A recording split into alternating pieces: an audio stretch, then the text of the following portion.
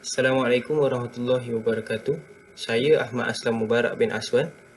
Saya mengambil kursus Diploma in Computer Science di College Profesional Mara Beranang. Saya berada di dalam kelas DCS 3D, kelas semester 3 dan kelas D. Dan dalam video ini saya akan membentangkan cara-cara untuk kita mengupdate antivirus.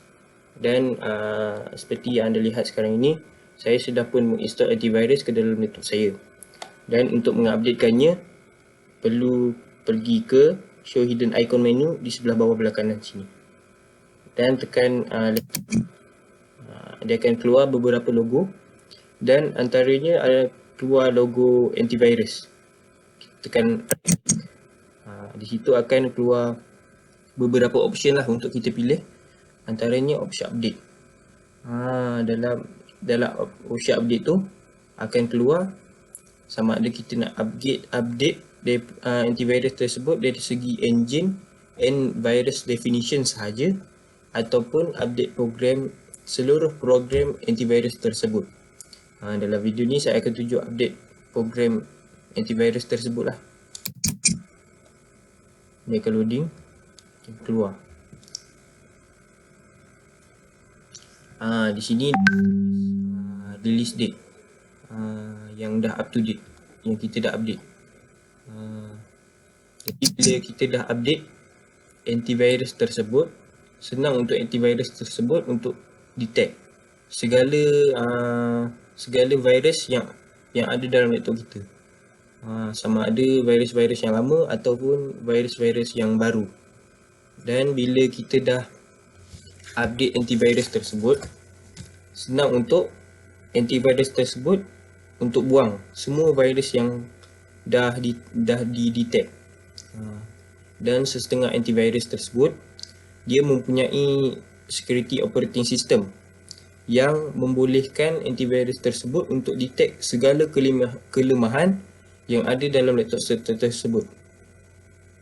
Dan bila antivirus tersebut dapat detect segala kelemahan yang ada dalam laptop, jadi virus-virus tak dapat masuk lah. Sebab virus-virus ni dia masuk mengikut kelemahan-kelemahan laptop. Bila antivirus tu dah dapat detect kelemahan, dia akan block lah. Dia akan perbaiki segala kelemahan yang ada dalam laptop tersebut. Dia akan bagi protection, dia akan bagi upgrade performance semua lah.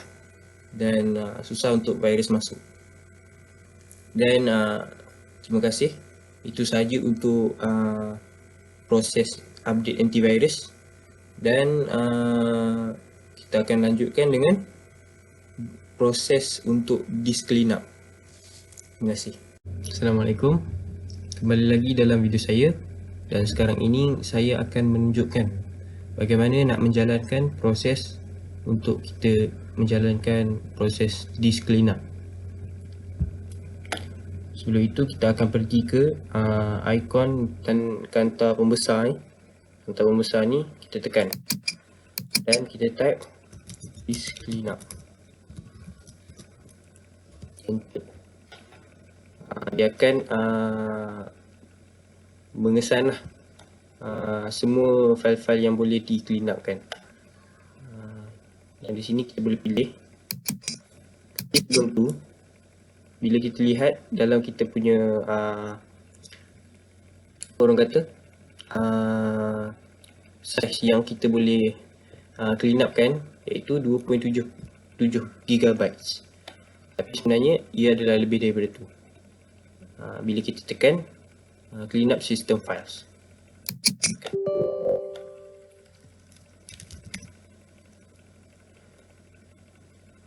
di sini dia akan dia akan calculate lagi banyak lah mana-mana file-file yang boleh di clean up kan. Sini mengambil masa sikit. Bila kita jalankan proses clean up ni, kita akan dapat untuk recover balik space-space yang penuh-penuh kat dalam laptop ni. Maknanya dikatanya boleh menjimatkan space lah dalam kita punya laptop ni. Jadi laptop kita pun tak slow lah.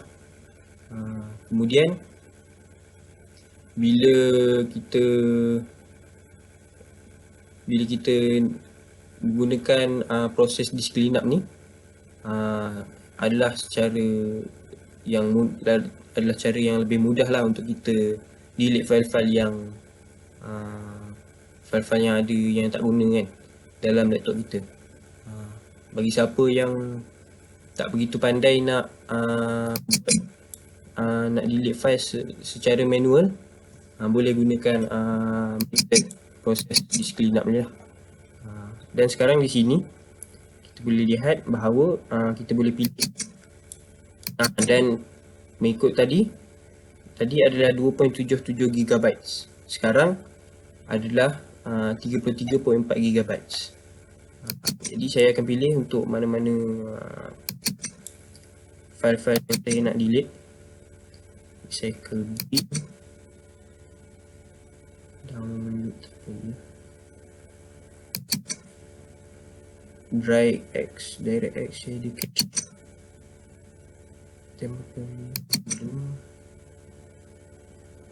dan itu saja, dan kita tekan OK.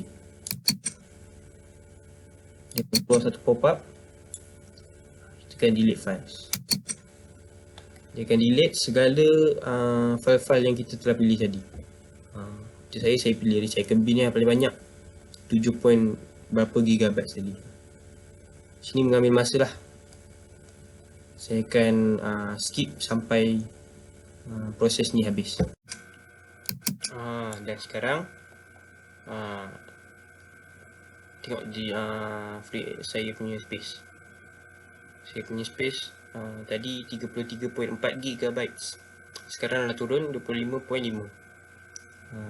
Jadi itu sahaja untuk proses disk cleanup, dan kita akan teruskan dengan proses disk defragmentation.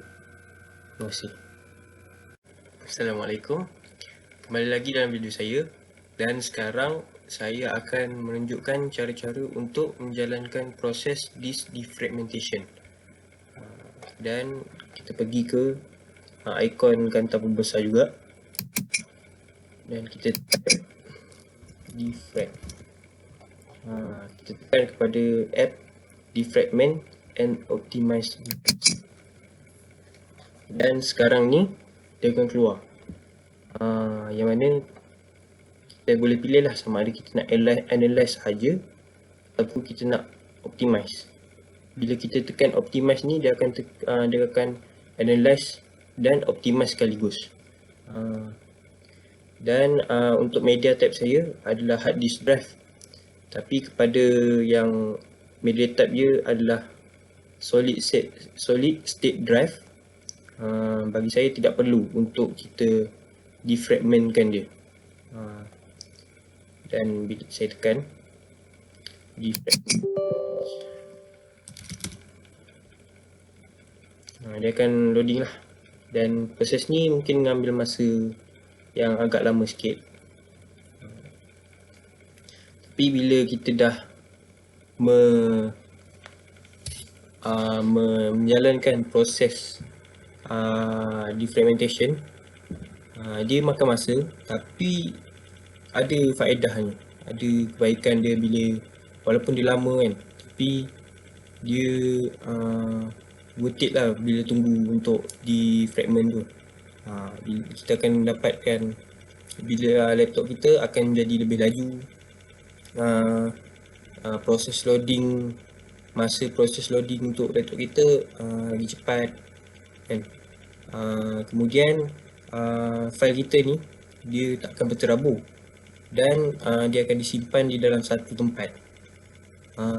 Jadi bila kita defragmentation kan, kita jalankan proses ni, kita dapat seluruh sistem komputer atau laptop tersebut dapat dipercepatkan, dan dia akan bersihkan semua ruang-ruang yang tak guna, ruang-ruang yang membazir lah, dia akan kosongkan, dia akan bersihkan lah. Yang penting juga untuk kita, sebelum kita nak install atau sebelum kita nak install apa-apa application ataupun contohnya game yang besar-besar yang makan saiz memori yang besar, penting untuk kita defrag komputer kita dulu. Dan dengan cara ni kita dapat protect hard drive kita ataupun apa-apa hardware yang kita telah install dalam kita punya laptop ataupun komputer. Jadi defragmentation ni memang salah satu jalan yang bagus lah untuk kita menjaga laptop kita lah.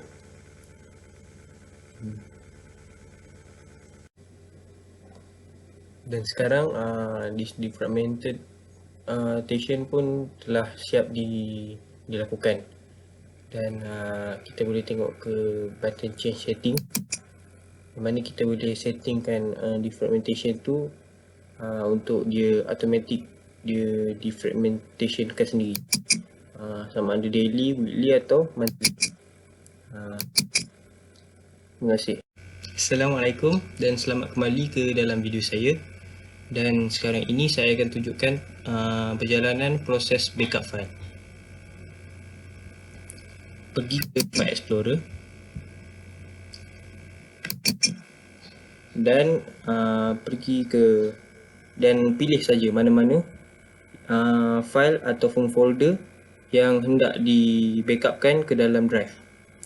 Dan jangan lupa sebelum nak backup kena cucuk pen drive ataupun hard drive ke dalam laptop tersebut, connectkan dia. Dengan cara ini bolehlah copy paste file tersebut ataupun folder tersebut ke dalam pen drive ataupun hard drive tersebut, seperti begini. Ini copy paste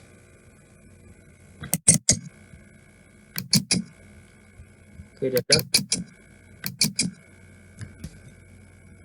begitu saja. Dan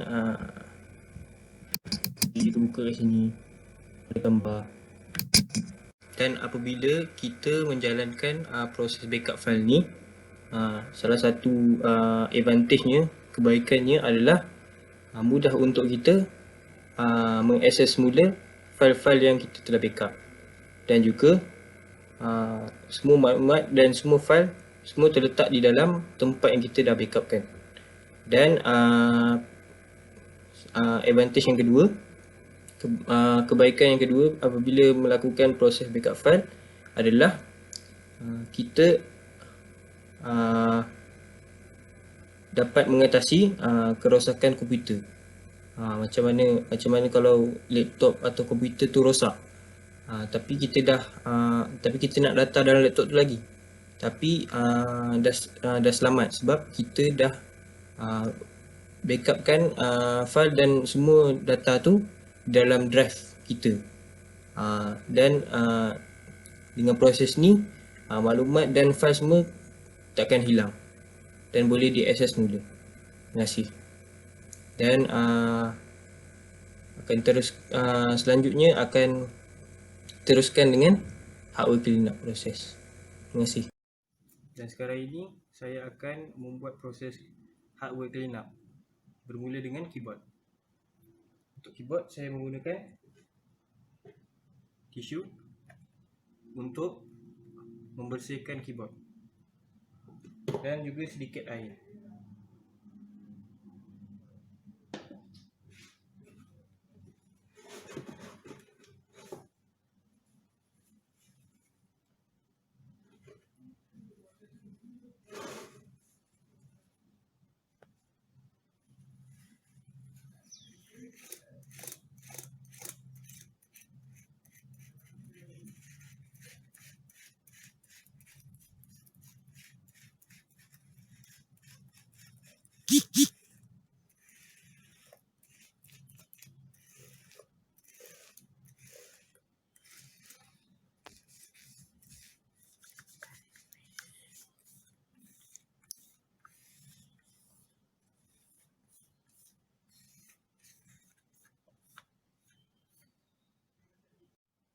Dan sekarang ini saya akan membuat hardware cleanup bersambung dengan monitor.